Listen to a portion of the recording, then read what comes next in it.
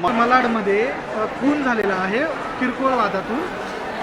रेल्वेमध्ये प्रवास करता आपल्याला वाटते का सुरक्षा कुठेतरी धाब्यावरती आहे, तो पोलीस वगैरे नसता रेल्वेमध्ये, काय सांगाल?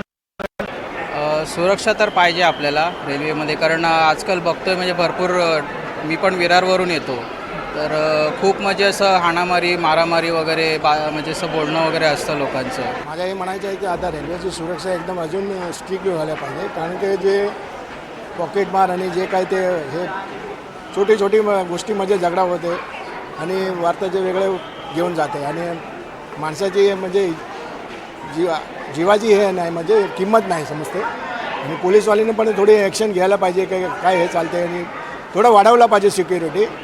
CCTV फुटेज आहे ते पण थोडं अजून चांगलं केलं पाहिजे आणि लोकांना पण समजायला पाहिजे की आपण म्हणजे आता सगळं कामामध्ये बिझी आहे, तो मामुलीची गोष्टीमध्ये झगडा होतो आणि काही ना काही करते. कसं माहिती आहे काय, याच्यामध्ये आपण सगळे प्रवासी म्हणजे कोण कोणाचं ऐकत नाही पहिले म्हणजे मुद्दा. आणि त्याच्यानंतर म्हणजे कसं जो तो आपापल्या कामासाठी मग्न असतो, म्हणजे ट्रेन भेटेल पाहिजे, हे गोष्टी हजार गोष्टी असतात बरोबर ना. त्याच्यासाठी म्हणजे हा जो असा आहे ना, तो पोलिसांनी पण ह्या कायदेशीर आपण काहीतरी सल्ला घेतला पाहिजे.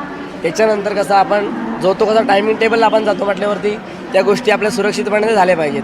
आणि असं होण्यापेक्षा ना प्रत्येकजण आपापल्या ह्याच्यामध्ये असतो, कोण आपली गोष्ट करू शकतो कोण नाही करू शकत. आणि एवढं न होण्यापेक्षा पोलिसांनी सुद्धा आपली कायदेशीर असेल ते आपण पार पाडली पाहिजे. या गोष्टी अशा आपण पण मान्य केल्या पाहिजेत आणि असं काय होऊ नये याची आपण दक्षता घेतली पाहिजे. धन्यवाद.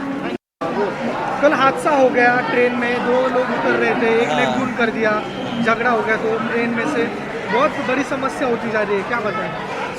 अब समस्या तो बढ़ ही रही है, सरकार को इस समस्या का निदान करना चाहिए, पुलिस बल बढ़ाना चाहिए।